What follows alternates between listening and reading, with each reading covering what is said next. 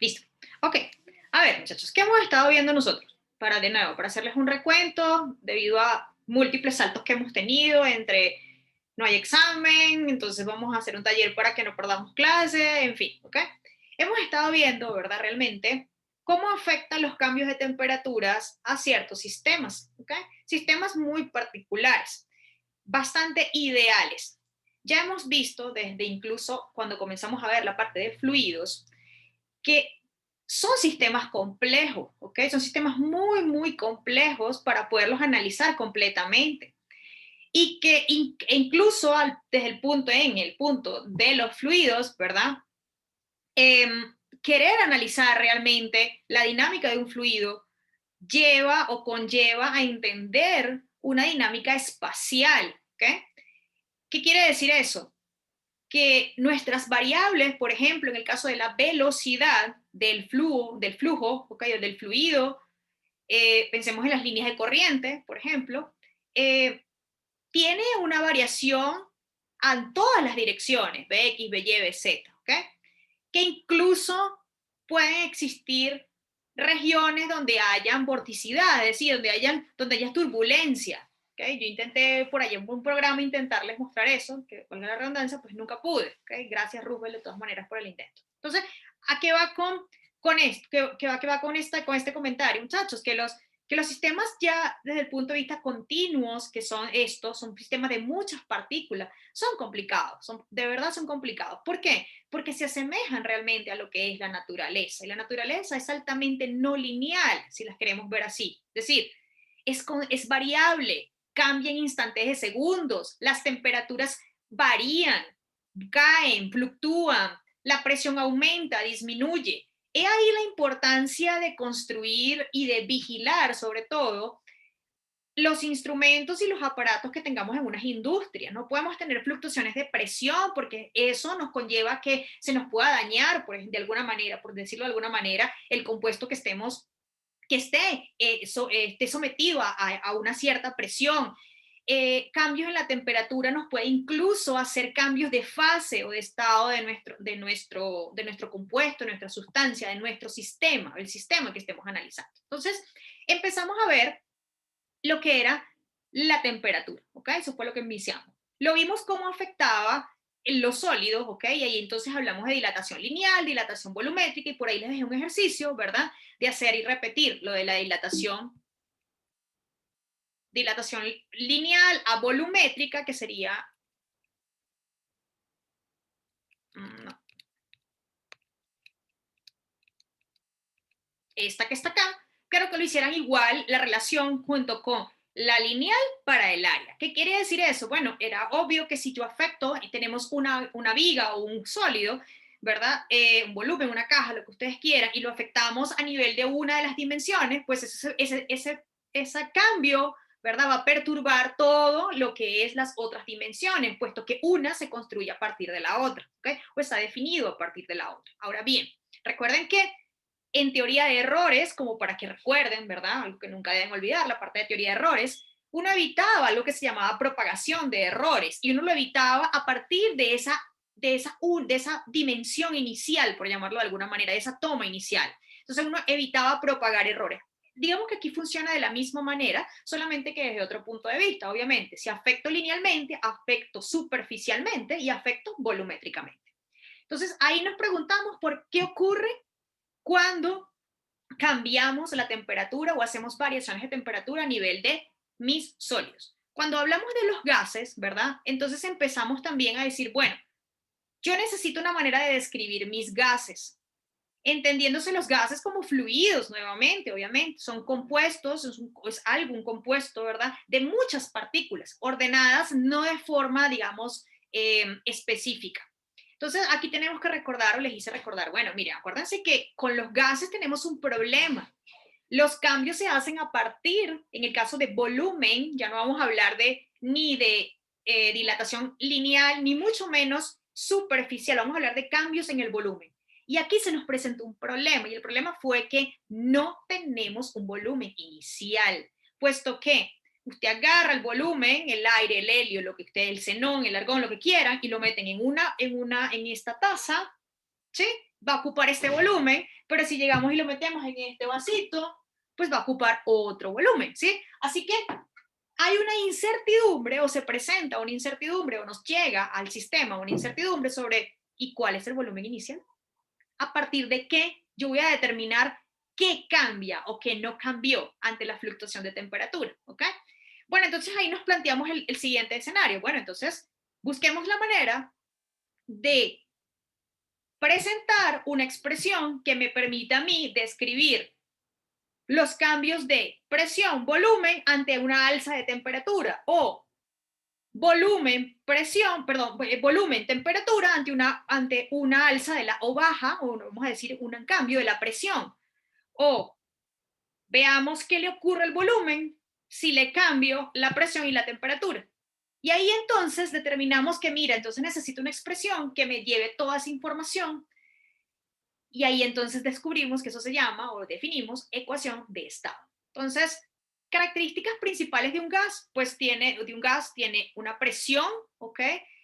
Y aquí les voy a volver a comentar algo muy importante que estamos acá todo el tiempo ignorando, pero que no quiero que lo dejen de pensar, porque dejar de pensar en eso es no considerar las cosas lo suficientemente reales. Y si es así, pues entonces nos olvidamos realmente lo que nos está diciendo el sistema, ¿ok? Ya les voy a decir. Entonces, presión. La presión se origina al momento que nosotros metemos, encapsulamos, guardamos ese gas dentro de mi recipiente. Ese gas empieza a presionar, eso es presión, ¿ok? Empieza a echar hacia los lados, hacia arriba, hacia abajo. Ahí está la presión. Por eso es que la presión es una fuerza, muchachos, ¿ok? Pues el volumen natural, lo encerré, lo encapsulé ahí, ¡pum!, ocupa un volumen. La temperatura es algo que digamos que es externo. Sí, debe tener una temperatura propia del sistema, algo que ya vamos a hablar de dónde viene. Viene de la estructura interna de las moléculas, de los átomos, de la estructura interna del átomo. ¿Okay? Eso se llaman energías moleculares, ¿ok? Entonces, la cuestión, digamos que esa temperatura uno diría, profe, ¿de dónde viene esa temperatura normalita que uno tiene? Pues de nosotros, ¿sí? O sea, de la parte ya molecular, interna, ¿ok? Entonces, lo mismo ocurre aquí. Ahora, si yo llegué y le prendí un mechero a mi gas, entonces aquí empieza a aparecer algo que se llama la cinética de los gases. Entonces, ese es el punto que quería decirles. Bueno, a pesar de que nosotros no vamos a estudiar teoría cinética de gases, porque eso, imagínense, eso sería como la hidrodinámica, ¿okay? Por ejemplo, el análogo a eso, a pesar de que no vamos a estudiar teoría cinética de gases, pues yo no quiero que por el hecho de que no lo veamos, lo ignore, ¿ok? Yo quiero, aquí hay alguien, muchas personas me lo mencionaron, profe, se comienzan a mover, aumenta la velocidad, cambia la velocidad, eso quiere decir que si hay movimiento, entonces esa partícula tiene propiamente, o sea, la partícula, el pedacito de gas, por decirlo de alguna manera, tiene energía cinética. Entonces, sí es cierto, cuando nosotros aumentamos la temperatura de un gas, ese gas empieza a moverse, moverse, moverse y la presión empieza a aumentar. Fíjense que es algo que es natural de pensarlo. También lo hemos visto, el agua, el típico ejemplo, el agua quieta, le alzamos la temperatura y las moléculas empiezan a moverse, ¿cierto? Bueno, ahí la presión empieza a aumentar, empieza a golpear las paredes hacia arriba y hacia abajo, ¿verdad? Y entonces se modifica presión. El volumen puede ser que se modifique si hay escape, obviamente, porque se está modificando el volumen esto. Si hay cambios en las fases de agua a gaseoso también, ¿ok?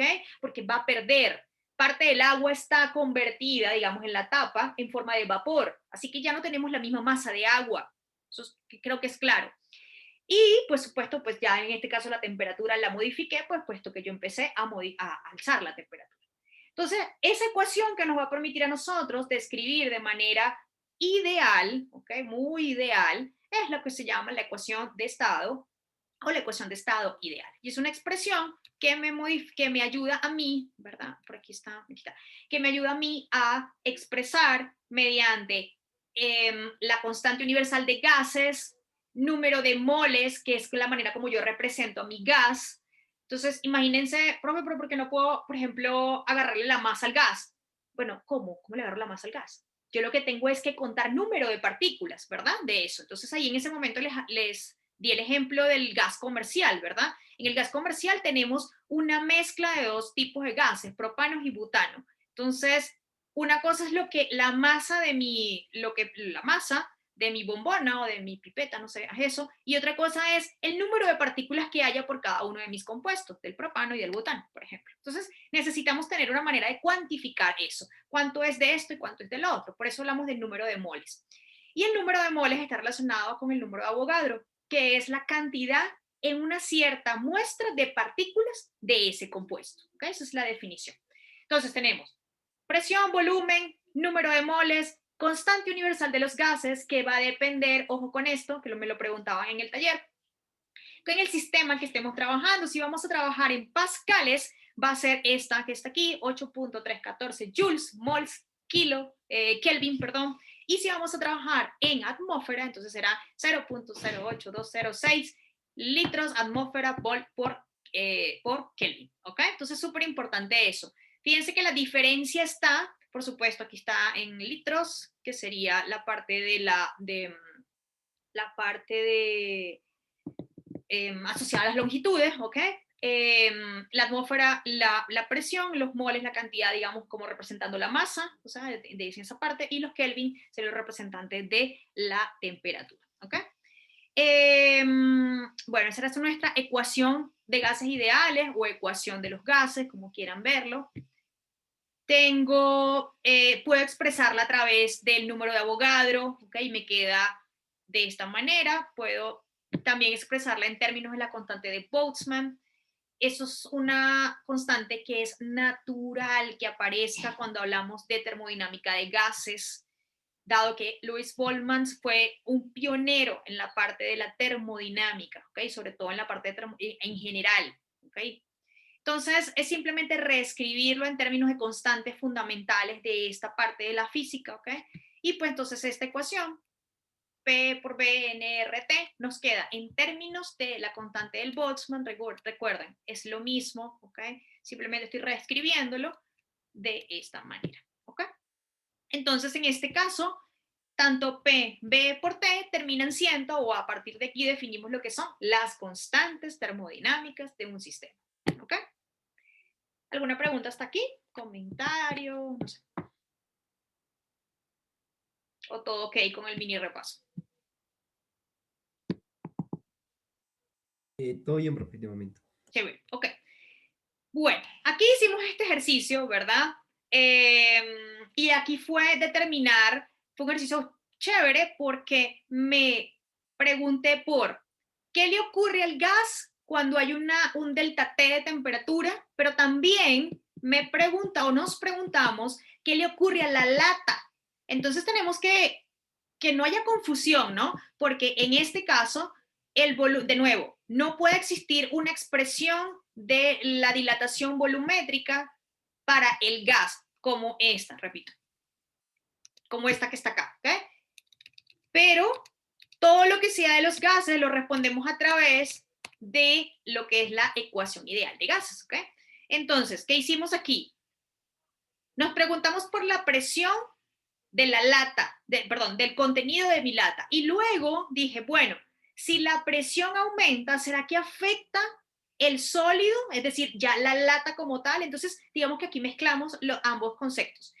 Dilatación volumétrica del sólido y la dilatación volumétrica o el cambio de mi gas a partir de la ecuación de estado de gas ideal. ¿Ok? ¿Qué vamos a hacer ahora? En pro de ir trabajando y explorando lo que es la primera ley de termodinámica, entonces aquí vamos a ir cerrando un poquito la ley cero. La ley cero nos hablaba de la temperatura, ¿ok? Y la primera ley de termodinámica, a pesar de que ya la definimos por allá en la introducción, digamos, de esta parte, tiene que ver, muchachos, con la conservación de la energía de mi sistema. Esa es la conclusión, ¿sí? Ese es el mensaje de la primera ley de termodinámica. Y pregunta natural, profe, pero eso cada rato va a salir. Claro que va a salir todo el tiempo, muchachos. Es algo que tiene que darse, tiene que cumplirse. Yo tengo que ver a través de qué mecanismo, a través de qué análisis yo puedo analizar la conservación de energía de mis sistemas. Eso se da hasta de las escalas más pequeñas, es decir, altísimas energías Cuando digo escalas pequeñas, es lo mismo que altísimas velocidades o o altísimas energías, hasta los movimientos de nuestro planeta, ¿ok? Alrededor del Sol en torno a la Vía Láctea, ¿ok? Ahí se da, por ejemplo, conservación del momento angular, que viene como una cantidad dinámica del sistema. Entonces, es una cosa que está a todas las escalas y que siempre tenemos que estar pendiente de poder visualizarlos, de ver cuáles son las condiciones para que exista o no conservación de energía, ¿ok? En el curso de mecánica, bueno, no me voy a adelantar, vamos a dejarlo, vamos a dejar esa partecita que va a estar muy chévere para dentro de un rato. Entonces vamos a empezar a hablar de lo que es calor y energía, ¿ok? Bueno, para eso necesitamos hablar de lo que son las formas de energía. ¿Cuántas formas de energía conocemos nosotros? La verdad, ustedes ya a estas alturas conocen un montón. La cuestión es que no saben tal vez decir a qué grupo representan. De nuevo, uno conoce la mayoría de las cosas en física y sobre todo en la parte macroscópica, que es esto, la mecánica y la termodinámica, ¿ok? Uno sí logra identificar muchas cosas alrededor de nosotros. La parte difícil está en a pequeñas escalas. Por ejemplo, el efecto electromagnético, la única manera de que lo visualicemos es la chispa, que le metamos la mano al interruptor, que quememos la resistencia. Es decir, si no hay ese tipo de manifestaciones, o una bobina de Tesla, ¿ok? Que la vemos prenderse, ¿ok? La vemos iluminarse. La única manera es que haya ese tipo de manifestaciones, ¿ok? Si no, el fenómeno electromagnético, pues a pesar de que es el día a día, está la luz del sol, la computadora acá, pues pasa como desapercibido. Sin embargo, al observar movimientos de los carros, que nos quemamos, pues es algo como más, como que un poco más natural, pienso yo. Siempre lo he pensado así. Entonces, las formas de energía son térmica, mecánica, cinética, potencial, eléctrica, magnética, química y nuclear. Ahora, el punto aquí es el siguiente: todas estas formas de energía representan lo que es la energía total de mi sistema. Y yo aquí les pregunto algo: ¿será que de verdad nosotros hemos estado, cuando ustedes sacaban sus cuentas en electromagnetismo o en mecánica, ¿será que es verdad que ustedes tomaban en cuenta todas las formas de energía? No, profesor, solo nos centrábamos e imaginábamos algo ideal. Exactamente, ¿sí? Claro, muchachos, siempre. Y ahorita, por eso no quería adelantarme, ahorita pues, espero llegar allá. Les voy a poner un ejemplo donde siempre lo hacemos. O sea, bueno, espero que no, pero nos ha ocurrido. Y siempre decimos, uy, perdí energía. No, por el contrario, yo les voy a explicar qué es, ¿ok? Entonces, no, nosotros nunca aquí en estos cursos, nunca hemos descrito o nunca hemos tenido en cuenta todas las contribuciones de la energía de mi sistema. El simple hecho de ignorar las contribuciones en un sistema mecánico, por ejemplo, de la polea, ya yo ignoré la energía cinética que viene de ese cuerpo rígido. Es decir, ya le resté una contribución a mi sistema. El simple hecho que yo no considerara dentro de mis cuentas en electromagnetismo la energía térmica, ¿okay? La energía térmica de los átomos, de mi molécula o de los electrones, ya en este caso, en el caso de los protones, por ejemplo, de los quarks, el núcleo atómico, protones, neutrones y electrones, todos juntos, llevar en cuenta, sumando uno más toda la energía del sistema, ya yo dejé de considerar, perdí, ¿ok? Información a mi sistema. Ahora bien, como yo lo que quiero es entonces hablar de la energía de un sistema, y ese sistema va a ser un gas, entonces ese gas, acuérdense, pues yo voy a tener una muestra de gas. Entonces, en este caso, vamos a hablar de la energía sistémica, de la energía del sistema, perdón, por unidad de masa. Entonces vamos a tener energía por tanta unidad de masa que tengamos, ¿ok? Y por supuesto, si vamos a hablar de la energía, pues aquí vamos a hablar de energías más altas. Entonces vamos a hablar de 1 kilojoule por kilogramo, por ejemplo, ¿ok? Incluso podemos hablar de joule por kilogramo también, no hay problema. Ahora, dentro de las formas de energías, de todas esas que tenemos ahí, tenemos las formas de energía macroscópicas y las formas de energía microscópicas. Yo creo que no es difícil hacer una separación. Entonces, por ejemplo, las energías macroscópicas, ¿cuáles serían? ¿Quién me dice? De toda esa lista que tenemos ahí.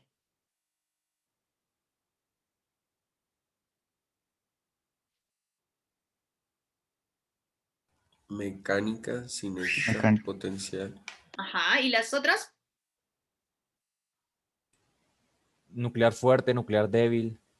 Por ejemplo, ya estamos hablando de nucleares, ¿verdad? A nivel de nucleares, pues obviamente la palabra lo dice, viene del núcleo. La química también viene ya a nivel, del núcleo, ¿verdad? Digamos que cuando digo, bueno, profe, no serían las mismas, no, porque vienen de otras, vienen, digamos, como resultado de otros procesos, ¿ok? La magnética, ¿ok? La eléctrica también, sí, en efecto. Las macroscópicas aquí serían la térmica, la mecánica, la cinética y la potencial. Cuando hablo de potencial, estoy hablando de energía potencial, ¿ok? No de tener potencial de transformación. A las microscópicas estarían la eléctrica, magnética, química y la nuclear. Quiero que piensen en algo, muchachos. Cada vez que esos quarks dentro de la estructura de nuestros protones y neutrones se agitan, ¿ok? Por alzas de temperatura y, sí, cambios en mi sistema. Por ejemplo, imagínense la temperatura del Sol, por ejemplo, ¿sí? Que lo vimos ahí en la radiación de cuerpo negro. Bueno, entonces, todo eso sufre transformaciones.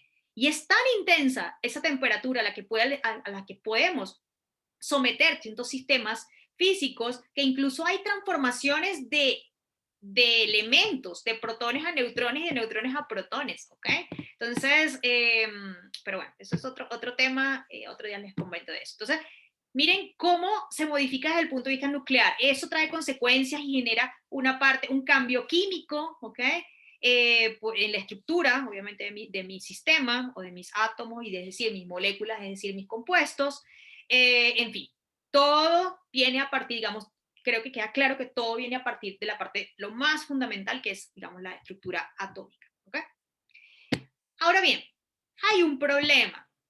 La termodinámica no proporciona valor de cuánto es la energía total. Dicho de otra manera, mira, yo no te puedo decir que la energía total es de 50 kilojoules o 50 joules. No. ¿Ok?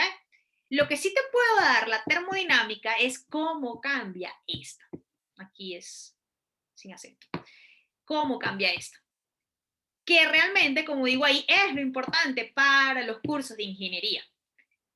¿Por qué? Porque es lo práctico, ¿sí? Así de sencillo, es lo que ustedes necesitarían, ¿ok? Para afrontarse a cualquier problema termodinámico, de análisis de algo de nuevo, si es el caso de ustedes. Ahora bien, ¿qué ocurre? Que nosotros ya sabemos por los principios de conservación de energía que yo puedo asignarle un punto de energía cero, lo que decía, un punto de energía mínimo. ¿Qué es lo que digo acá? La energía total de un sistema se le puede asignar un valor de E igual 0 en algún punto de referencia conveniente. ¿Qué estoy haciendo yo ahí? Calibrando mi sistema. Yo estoy diciendo, aquí es un punto de mínima energía, dice uno. ¿Cuánto? 0. ¿Ok? Entonces, ¿qué ocurre? Con esto lo que quiero decir es lo siguiente. El cambio de energía total de un sistema es independiente del punto de referencia seleccionado. Y es que eso es algo propio de la física, muchachos, porque la física es independiente del sistema de referencia, si realmente es física. Si la física es atada al sistema de referencia, o dicho de otra manera, atada al sistema de coordenadas, ténganlo por seguro que eso no es físico, eso no es algo de la naturaleza. Eso es algo propio del sistema de coordenadas, dicho de otra manera, es algo propio de donde tú lo estés mirando. Así que debe ser independiente del punto de referencia. Lo que yo sí puedo hacer es fijar puntos de mínima energía, configuraciones de mínima energía. Dicho de otra manera, puedo fijar mis condiciones iniciales. Y eso lo hacemos todo el tiempo cada vez que ustedes resuelven una ecuación diferencial. Ustedes fijan las condiciones iniciales dependiendo o acorde al sistema o al fenómeno que ustedes estén trabajando. ¿Okay? Entonces, por ejemplo, para que se den cuenta que sí es cierto y que es cierto la independencia de los sistemas coordenados, la disminución de la energía potencial de una roca que cae, por ejemplo, depende solo de la diferencia de elevación y no del nivel de referencia. Des en cuenta. Siempre en este caso, cuando la roca cae, la fuerza gravitatoria, la fuerza gravitacional terrestre, va a hacer trabajo. Por tanto, va a generar un potencial gravitacional. Y eso es aquí, montada en el edificio, en la Torre Colpatria, en la cueva de sal de Zipaquirá, es decir, no importa el sistema de referencia. ¿Qué les quiero decir con esto? Que es algo físico, es algo propio de la naturaleza, no depende del sistema de referencia, pero no depende ni del sistema de referencia ni del nivel de referencia, ¿ok? O sea, no depende, solamente de la diferencia que esté haciendo, en este caso, altura, en este caso, más no de cómo yo lo esté mirando, ¿ok? Entonces, volvemos.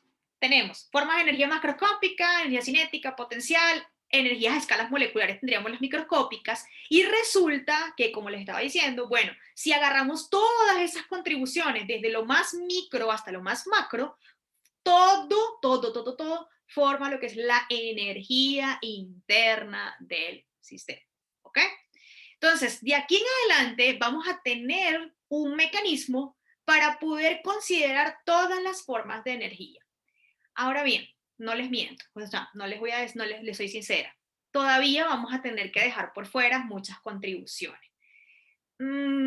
¿Por qué? Bueno, muchachos, por falta de herramientas, así de sencillo, ¿ok?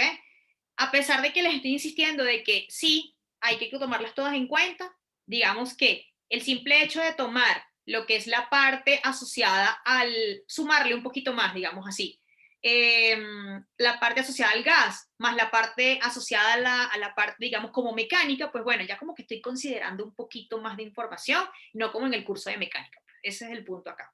Pero sí, vamos a dejar al parte, obviamente, las contribuciones de la cinética del electrón, pues todas esas partes, la parte química, en fin, todas seguimos dejándolas por fuera un poquito. Pero lo importante es que sepan de que sí, que todas las contribuciones de todos esos tipos de energía, de las macros y las micros, forman lo que es la energía interna del sistema. ¿Okay?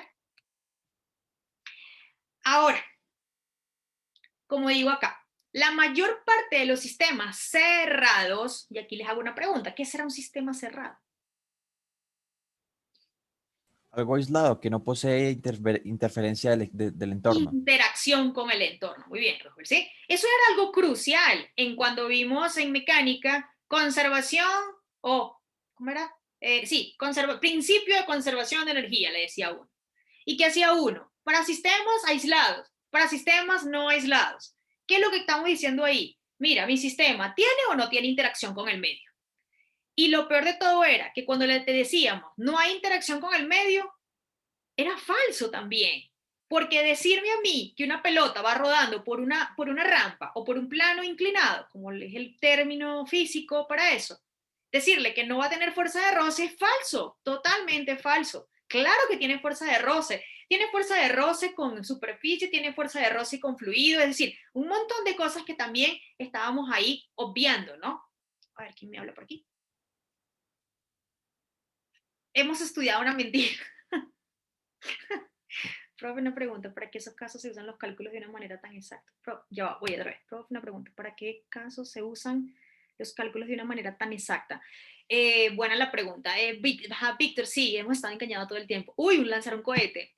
Muy bien, sí, vamos a hablar de eso. No, no podemos hablar. Muchachos, no me pongan esos temas porque me voy así a hablar de muchas cosas. Eh, eh, ok, a ver. No, Víctor, ya va. No hemos estudiado una mentira, hemos estudiado mitad verdad, mitad mentira.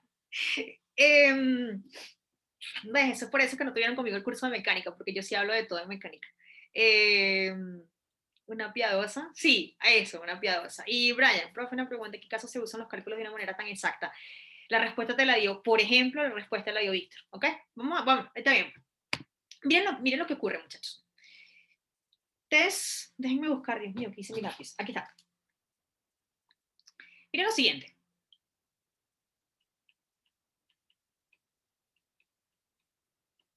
¿Están de acuerdo conmigo, verdad que sí? Que fuerza es igual al cambio del momentum sobre el tiempo, ¿verdad que sí? Ay, qué bueno. ¿Están de acuerdo conmigo, verdad que sí? Ya voy. ¿Sí o no? Fuerza Sí, es igual profe. al cambio, sí, ¿verdad? ¿Por qué? Bueno, porque acuérdense que momento, ay, qué vaina. Que momentum es igual a masa por velocidad, ¿cierto? Vectorcito, vectorcito, acá. Sí, aquí estamos en módulo. Bueno, resulta que cuando yo entonces digo que, bueno, por otro lado ya yo sé, por la segunda ley de Newton, que esto es esto, pero entonces esto que está aquí es el cambio de la velocidad con respecto al tiempo, la masa es una constante, sale, así que yo pues identifico mi cantidad dinámica. Voy a volver a borrar aquí, tengo esto. Cambio el momento lineal con respecto al tiempo. Ahora miren lo que ocurre, miren la mentira piadosa que les metimos. Fuerza es igual a la masa por la aceleración, fuerza es igual a la masa por la derivada de b con respecto al tiempo. ¿Ustedes por qué creen que yo hice que uno hace esto?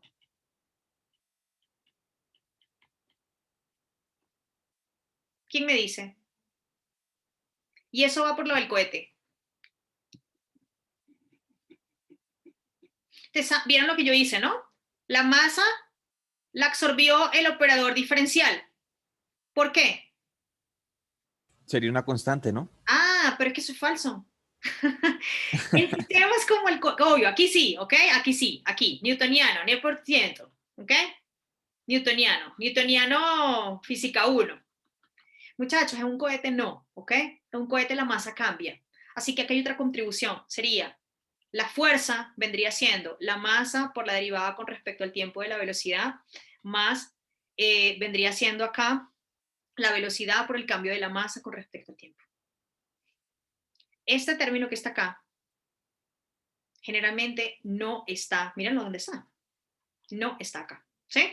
Entonces, claro, al tú tener esto que está acá, tú dices realmente que esto es masa por aceleración, ¿verdad? Miren dónde está, más la velocidad por el cambio de la masa con respecto al tiempo.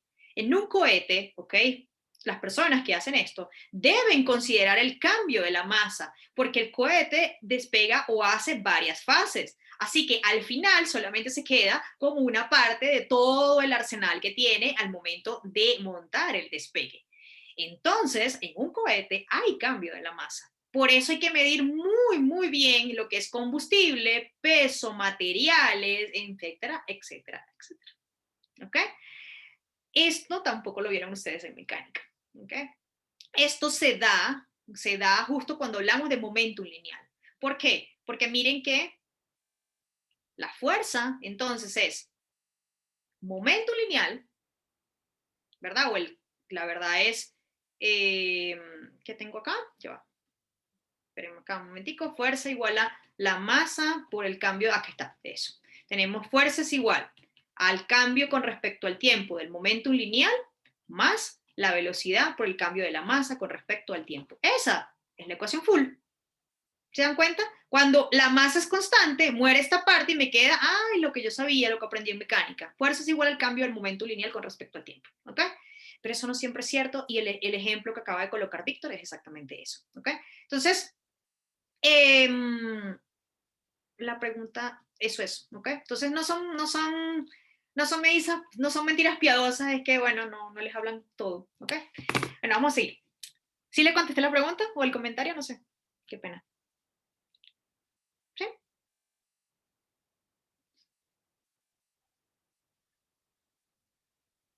A ver. Gracias. Ok.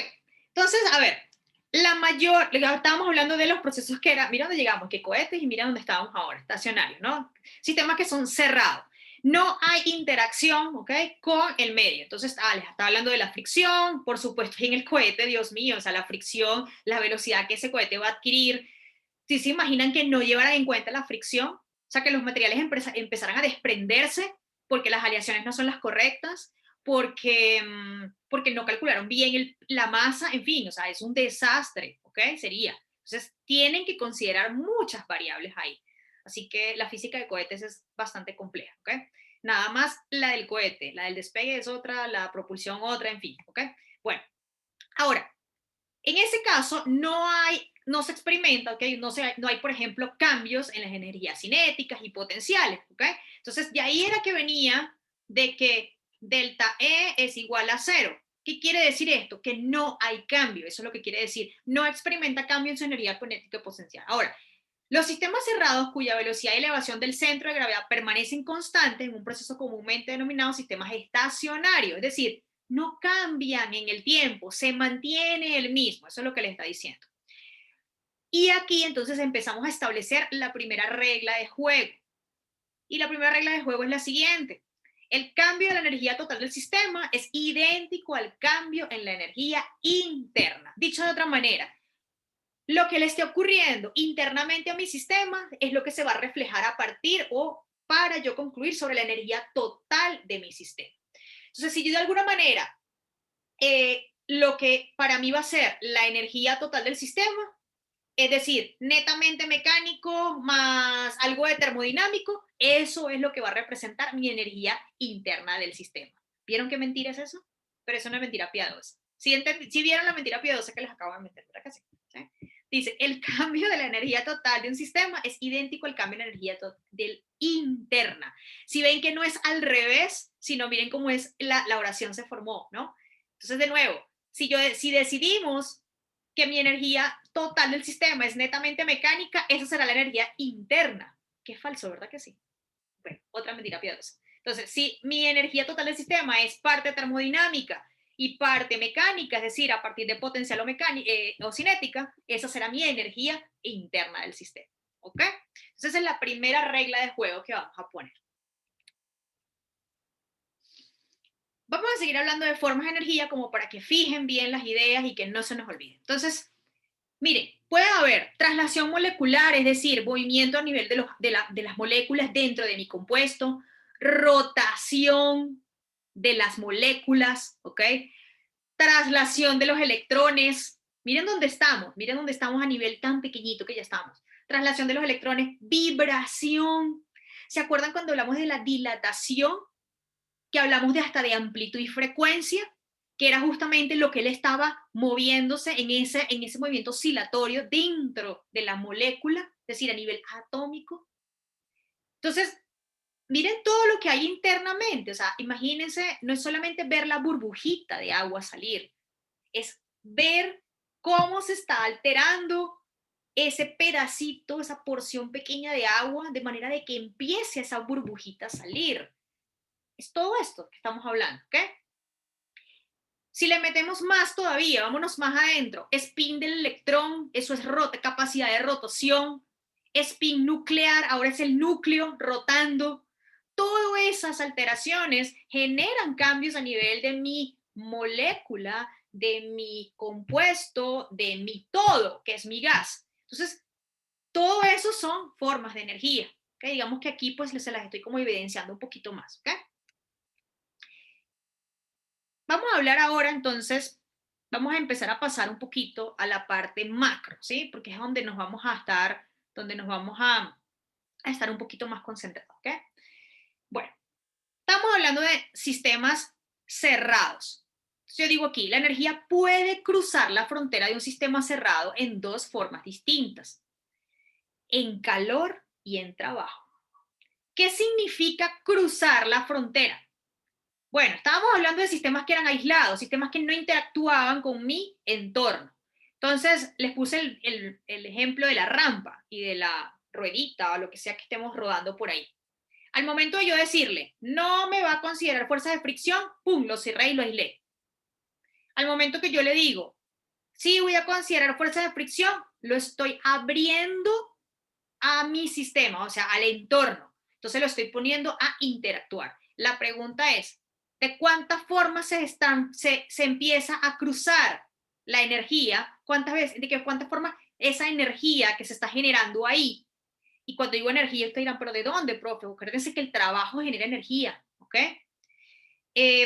Y que si vamos a, por ejemplo, a movimiento de grandes masas de agua, me mueven unas turbinas, y que esas turbinas me van a generar unos generadores eléctricos, que mucha es la luz que estamos obteniendo ahorita, por ejemplo. Entonces, quiero que se den cuenta que siempre los tenemos. El calor y trabajo son formas de cómo se cruzan fronteras de energía, ¿ok? Ahora la pregunta es, ¿de cuántas maneras esa energía cruza la frontera de mi sistema? De dos, en forma de calor y en forma de trabajo, ¿ok?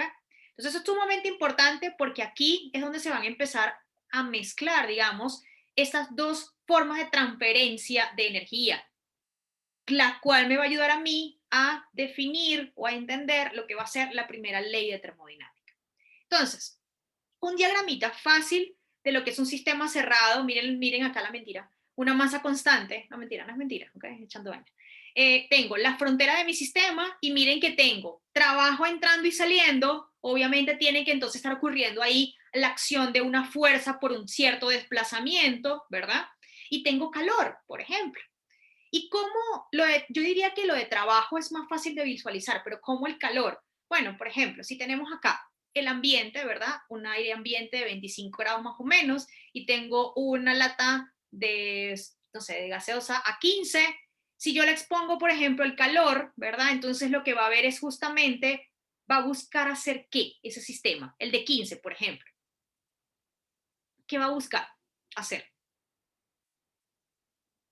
Con respecto a la temperatura de medio ambiente, ¿qué creen? Igualarse, o sea, subir su temperatura.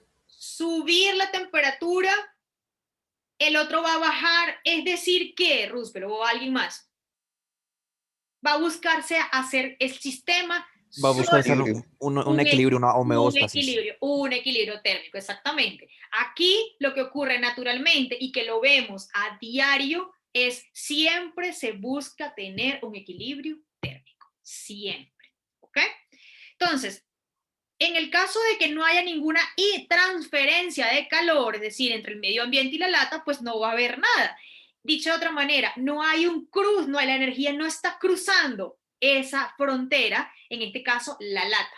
Pero en el caso de la de que dice 15 grados y 5 grados, perdón, pues sí la hay claramente.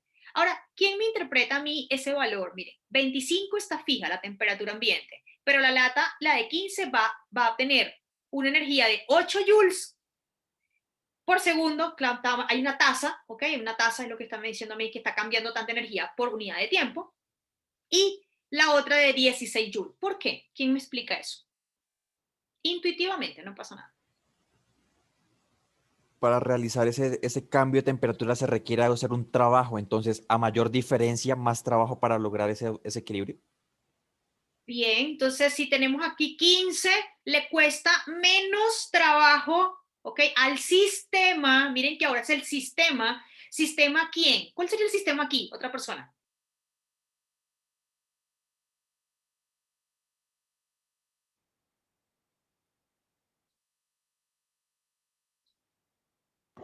Profe, digamos, cada una de las latas sería un sistema y todas las latas serían como el universo, ¿sí?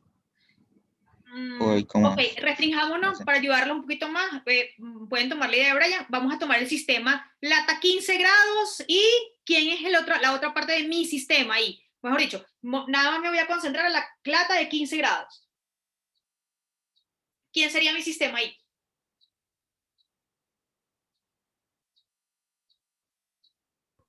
El, El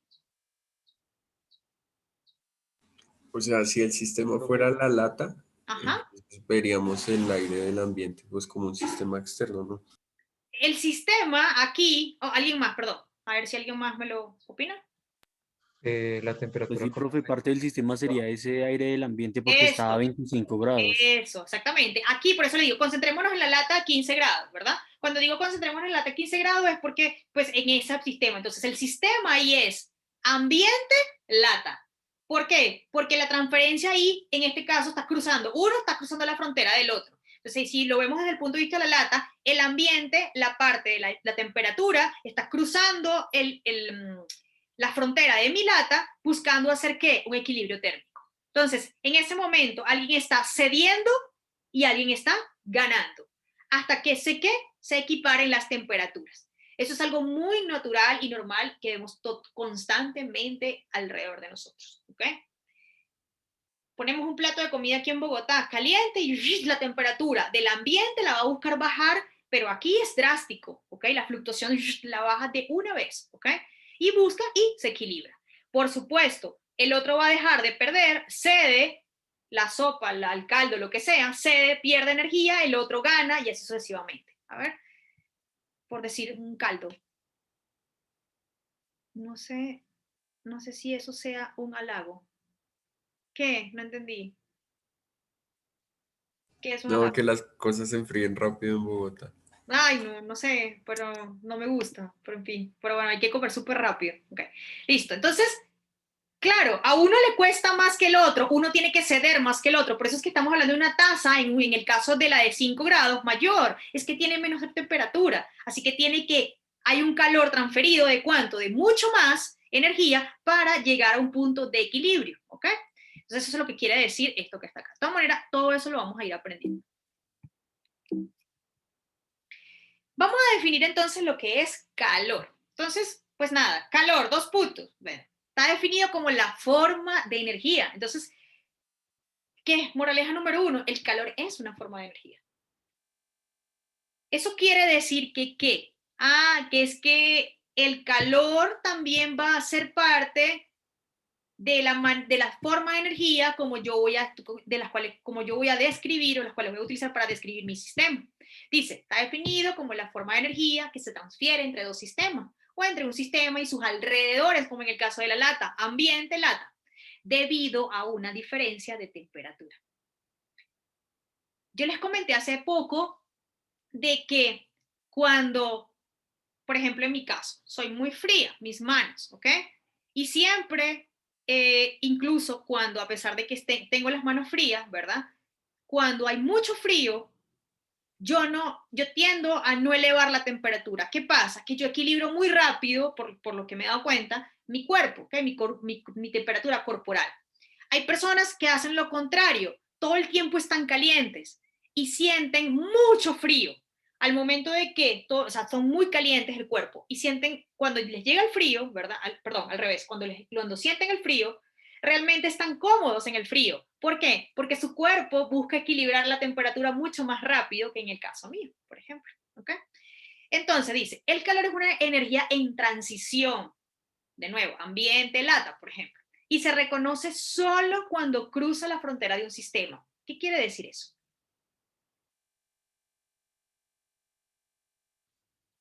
¿Cómo yo Sí, me di cuenta aquí? ¿Cómo yo me di cuenta que esa lata, que hubo una transferencia de energía acá? O en el caldo.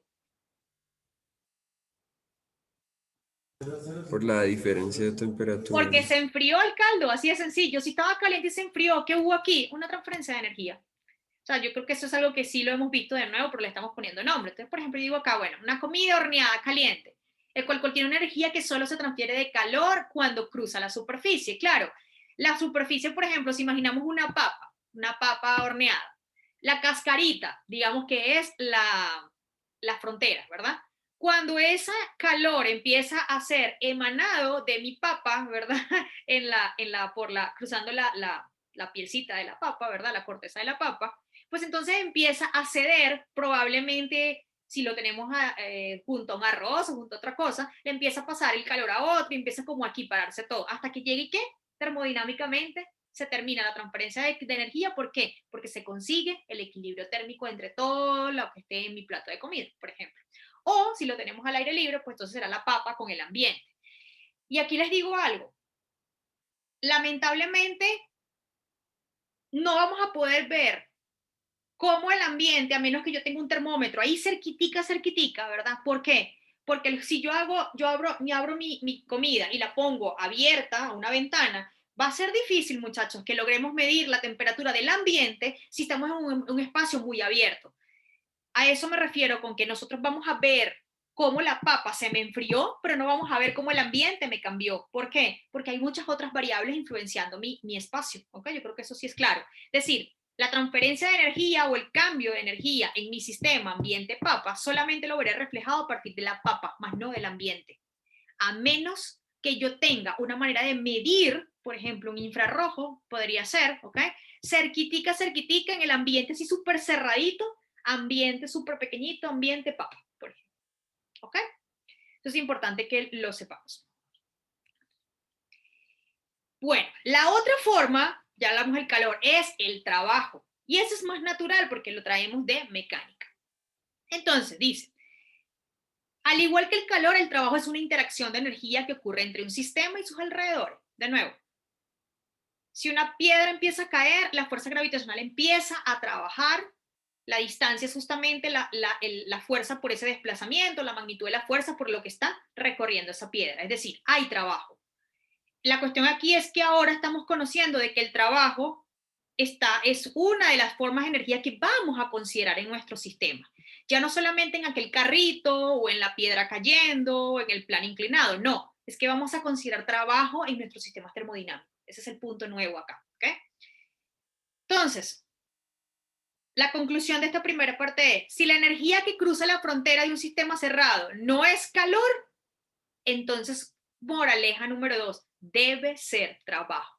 Solamente vamos a trabajar, solamente hay de esas dos formas de transferencia de energía, de un sistema cerrado, o es en forma de calor, lo cual me va a traer a mí la consecuencia de mirar un equilibrio térmico, o va a ser en forma de trabajo, lo cual me va a llevar a preguntarme por qué en mi sistema, con qué cosas me va a llevar a preguntarme en mi sistema.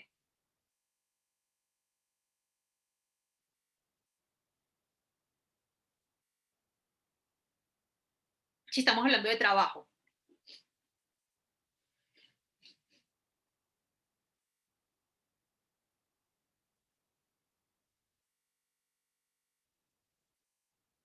Ahí está en rojo, con fuerzas, ¿sí? Entonces vamos a tener que preguntarnos por fuerzas, muchachos, ¿sí? Después vamos a hablar de eso, ¿ok? O sea, cuando ya veamos ya la parte de trabajo. Porque, ¿qué estamos aprendiendo el día de hoy? Estamos aprendiendo de que hay dos maneras de cruzar la frontera de forma energética, o en calor o energía. El calor se va a manifestar a través de el cambio o en la búsqueda de un equilibrio térmico. Pero si no es en forma de calor, va a ser en forma de trabajo. Pero es que el trabajo implica o nos va a implicar saber quiénes son las fuerzas que actúan en mi sistema. ¿Ok? Por ahí hay una que tiene que ser evidente. ¿Cuál creen ustedes?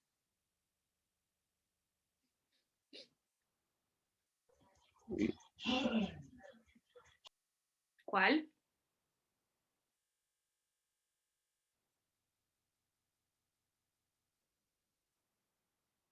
¿Cuál fuerza creo que es evidente acá en nuestros sistemas?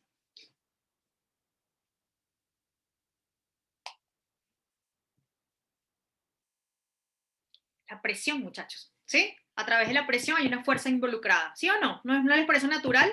Si van a haber cambios de temperatura, porque creo que es claro, y si no, pues lo aclaramos, de que tiene que haber un cambio de temperatura acá, porque si todo está quietico, pues aquí no hay nada que hacer. Mido variables, pues las que estén, temperatura ambiente, la presión de ahí quietico, ¿cuál presión? ¿Sí? Porque el momento que mi gas se estabilice, se deje de mover, las partículas empiezan a dejar de golpear, la presión desaparece. Ahora bien, la presión macro, porque si vamos adentro va a haber presión, pero es que acuérdense lo siguiente, la regla número 1 que pusimos, la energía total del sistema, la energía total del sistema será la interna. Así que si yo no miro adentro, no miro por afuera. Si se dieron cuenta, entonces, si yo no tengo presión, las partículas golpeando, ¿ok? Partículas de agua, lo que quieran ustedes, golpeando las paredes de mi recipiente, esa presión no existe, por tanto no existe esa fuerza. Entonces yo creo que una fuerza natural aquí que cabería más adelante preguntarnos puede ser la presión, por ejemplo, ¿ok? Pero eso ocurre cuando hay un cambio, una fluctuación de temperatura, ¿ok? Bien sea que esté muy caliente y que le empiece a bajar la temperatura porque se comienza a disminuir, es decir, hay un cambio en la presión, o bien sea que esté muy frío o a una temperatura ambiente y que le comience a subir la temperatura, ¿ok? Entonces, el trabajo es la transferencia de energía relacionada con la fuerza que actúa a lo largo de una distancia. Claro, es que trabajo es igual a fuerza por desplazamiento. Entonces, eso no es que era para mecánica, es que ese es el concepto de trabajo. Trabajo es lo que se produce o la consecuencia de que la fuerza se aplique durante un tiempo en un cierto desplazamiento. ¿Ok? Y ahora sí, vamos entonces a recordar lo que es la primera ley de termodinámica. ¿Y recordar por qué? Porque por allá la vimos cuando las enunciamos las tres. Entonces ya dice lo siguiente, más o menos palabras, lo que tiene que ver es con la conservación de la energía de mi sistema. Entonces dice, un sistema cerrado puede intercambiar energía con su entorno en forma de dos maneras, o trabajo o calor, acumulando energía en forma de energía interna. Es claro, es que lo que hicimos ahorita fue construir este enunciado. Definimos o establecimos la regla de que la energía total del sistema será la energía interna. las formas de energía, perdón, la energía total del sistema en toda su forma será lo que considere como energía interna. Ahí fue donde les dije que, pues si no las consideramos nuclearmente, pues tampoco van a ser consideradas internamente. Número 2, definimos lo que era calor como una forma de transferencia de energía y trabajo como una forma de transferencia de energía. Y en la última parte dijimos, mira, si no es en forma de calor, lo va a hacer en forma de trabajo. Si no es en forma de trabajo, lo va a hacer en forma de calor. Eso es la primera ley termodinámica. Y eso se generaliza en qué? El principio, o se generaliza al principio de conservación de la energía mecánica o total de mi sistema. ¿Ok? Preguntas hasta aquí. Comentarios, no sé. ¿O todo bien?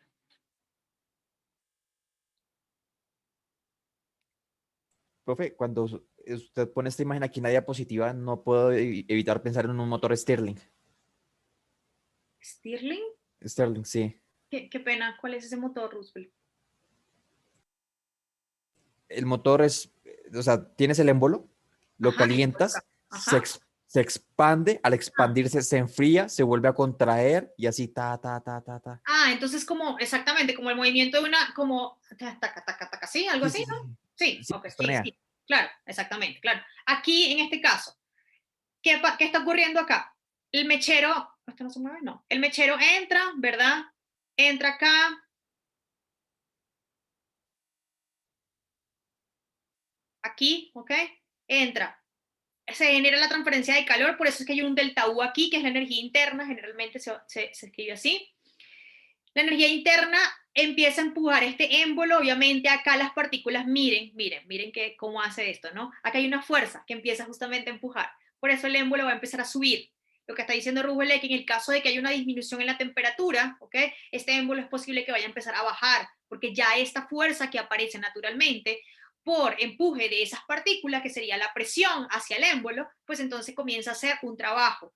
Sin embargo, también hay otro trabajo si queremos incorporarle, y en este caso sería la cual, la fuerza gravitacional. ¿Ok? En este caso aquí no la están considerando, ¿ok? Sería, déjenme ver acá, seguro me respondieron eso. Por si quieren indagar, gracias. Ah, mira, sí se mueve esta vaina, no sabía.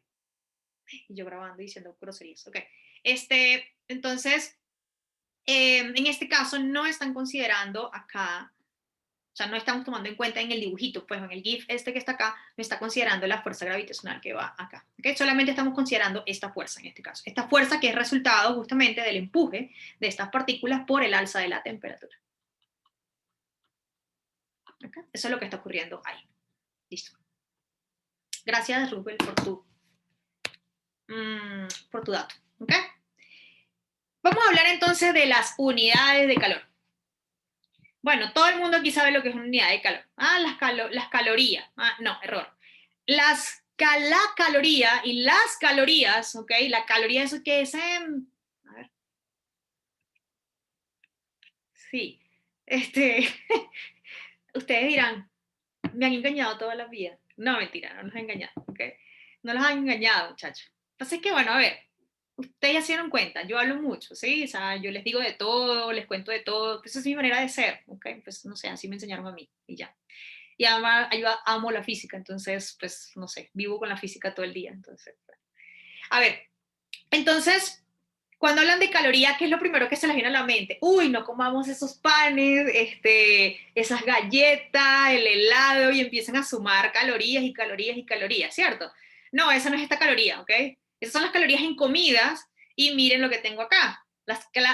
Se reserva cal para la cantidad de energía en alimentos. Entonces tenemos que aprender a diferenciar, ¿ok? Entonces, la cal con C minúscula se define como la cantidad de transferencia de energía necesaria para elevar 1 gramo de agua de 14.5 a 15.5 grados centígrados. Uy, profe, ¿cómo hicieron para establecer eso? Experimentalmente, ¿ok? Necesitaba en ese momento, hace mucho tiempo, establecer rangos a partir de los cuales íbamos a tener nuestras unidades, nuestros sistemas métricos, en este tipo de fenómenos. Entonces vieron que, digamos que a partir del gramo de una cierta, de una muestra de agua, ese gramo a temperatura, obviamente, tiene que ser una temperatura, digamos, cerca del ambiente, pues llevarlo de 14.5 a 15.5 era a donde se empezaba a manifestar ciertas características que me permitieran a mí calibrar, ¿ok? Esa es la respuesta al por qué esos grados que están ahí. En ese momento se permitió calibrar una unidad, como cuando hicimos los 0 grados y los 100 grados en el agua, en el caso de punto de congelamiento, de congelamiento y punto de ebullición. Exactamente acá. Entonces, repito, cal con minúscula se define como la cantidad de energía de transferencia de energía necesaria para elevar la temperatura de 1 gramo de agua. Miren que está basado en el agua, ¿ok? El agua como diluyente universal, el agua como un líquido con ciertas características muy propias de él, ¿ok? Obviamente, pero que son características bastante estándares, ¿ok? Un pH balanceado, no tiene un grado de pureza, en fin, ¿ok? Entonces, digamos que por eso es que el agua es como el diluyente universal, el compuesto universal, ¿ok? La unidad de energía del sistema estadounidense, la unidad térmica británica, se denomina por BTU, que es la cantidad de transferencia de energía que se requiere para elevar temperatura de 1 libra de agua de los 63 Fahrenheit a los 64 Fahrenheit. Entonces, digamos que se sigue manteniendo el hecho de elevar una unidad, bien sea en gramos o en libras, dependiendo del sistema que estemos utilizando, ¿verdad? Y, de nuevo, un solo grado de temperatura. Aquí en los 14.5, aquí lo serían los 63 a los 64 Fahrenheit, ¿ok? Y aquí viene la parte importante. Teniendo en cuenta la relación entre la energía y los procesos térmicos y mecánicos, miren, por ejemplo, acá, aquí, ¿sí? Por ejemplo, acá, nuevamente, térmicos y mecánicos, términos y mecánicos, va a existir algo que se llama, tenemos que tener algo algo que me relacione la parte térmica con la parte mecánica. Entonces, a nivel de las unidades, la energía, bien sea en calor o en trabajo sí es creo que claro, todo va a quedar medido ¿en qué? En joules. Entonces, esa es la unidad de energía para nosotros. Continúa siendo joules. Así sea que la energía se da por una transferencia de calor. ¿Ok?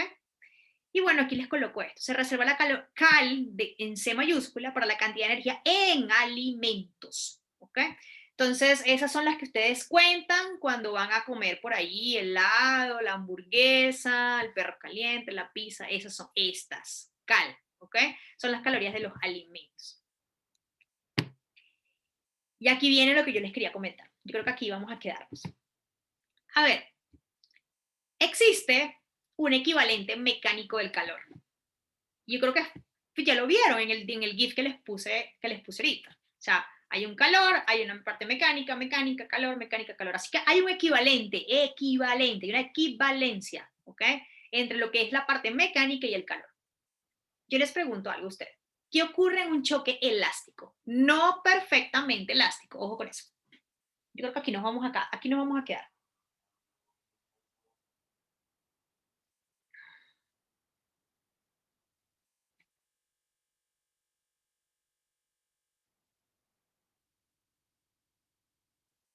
¿Qué ocurre en un choque elástico? No perfectamente elástico.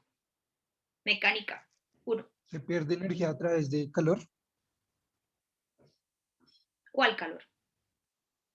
Pues cuando nos golpeamos se calienta la herida, ¿no? Ajá, ¿quién más? A ver. Pero ya va, entonces, perdón. Qué pena. ¿Cómo edito el sonido? Bien, Brian. También lo que acaba de decir. ¿Quién me habla ahorita? Víctor, me habla ahorita, ¿verdad? ¿O Andrés? Profe, No, no sé, Andrés. ¿Quién me habla ahorita? ¿Quién me dijo algo? Andrés. Andrés. Ok, sonido, bien. Bueno, ya lo devolví. Listo, ok. Ya lo vieron igual. ¿Cuál es la diferencia entre elástico y no perfectamente elástico? A ver. en el que, bueno, en el que perfectamente, Creo que era en el perfecto. No, pero calma, uno por uno.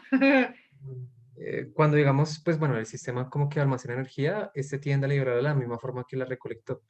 Y pues digamos, yo también pienso, bueno, un ejemplo así que se me viene a la cabeza es como lo que pasa con, no sé, con las llantas de los carros, o digamos, bueno, hacer estas de propiedades elásticas, bueno, y al general como que, bueno, y ahí como ya lo vimos en la diapositiva, como ese tipo de fricción, digamos, vamos a tener que a altas velocidades estos materiales se van a tender a calentar. Eh, pues yo no sé, digamos, si eso puede estar relacionado directamente con lo que queremos encontrar. Ok, voy a agarrar, gracias. Voy a agarrar aquí uno, dicen el sonido y Andrés habló de el calor. Claro, es obvio, ya yo les estoy induciendo que piensen en calor, ¿ok? Ok, primeramente para que recuerden, el choque, lo que nosotros estudiamos, ideal de nuevo, otra mentira piadosa, fue perfectamente elástico.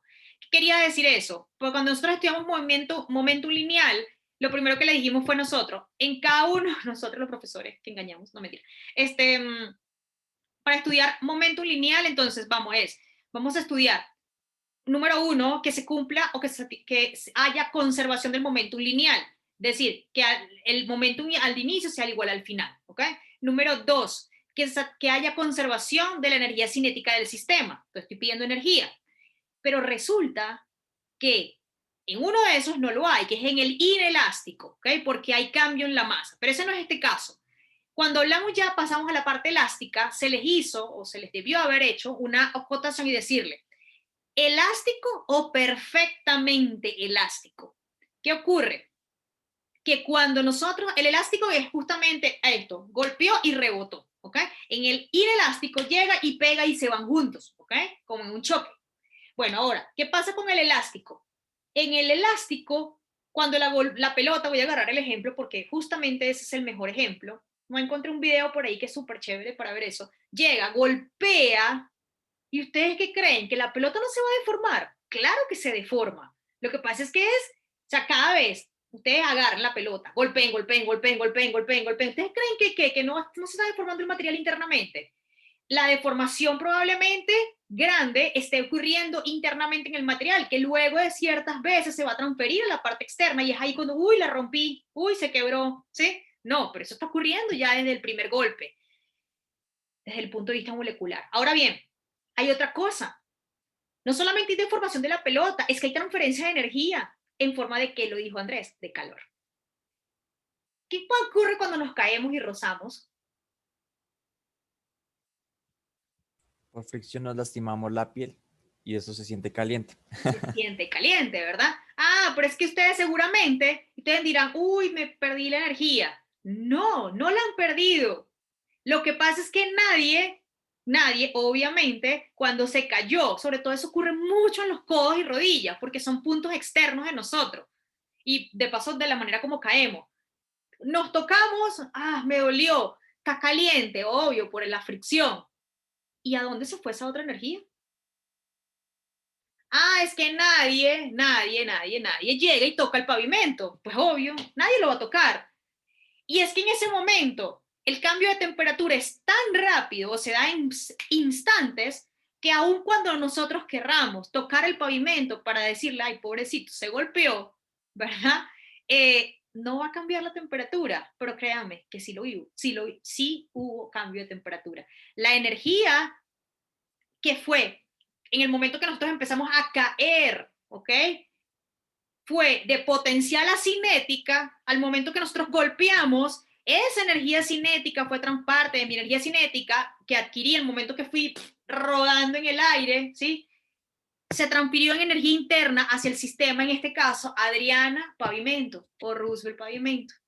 Nadie va y le pone la mano al pavimento y decir, ay, sí, el pavimento está caliente, hubo una transferencia de energía. No, nadie hace eso, ¿ok?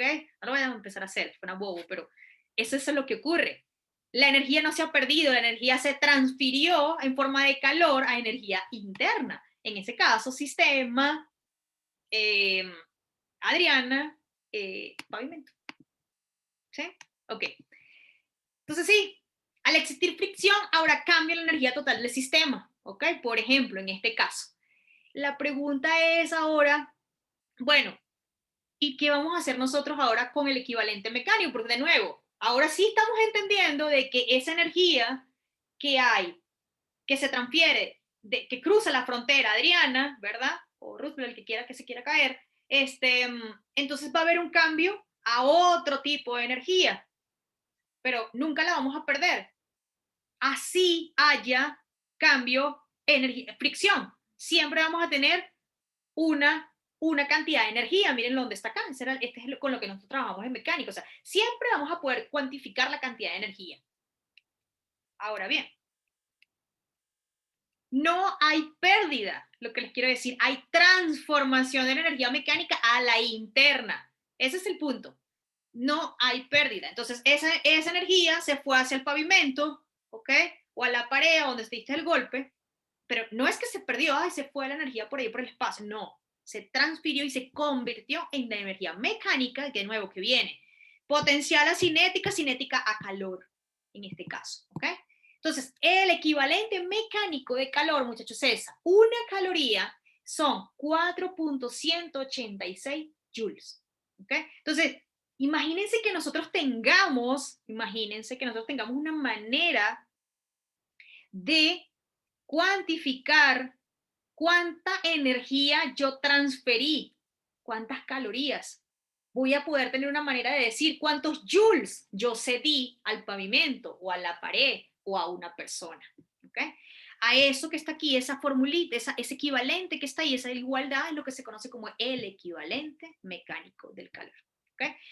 No podemos olvidar este numerito va a salir mucho en ejercicios, ¿ok? De hecho, pues ya no lo vamos a hacer el día de hoy, pero sí lo íbamos a utilizar en un ejercicio que pues no sé si quedará para el miércoles o para el viernes o cuando volvamos a poder tener examen y poder continuar normalmente nuestra vida, ¿ok? Entonces yo voy a parar aquí.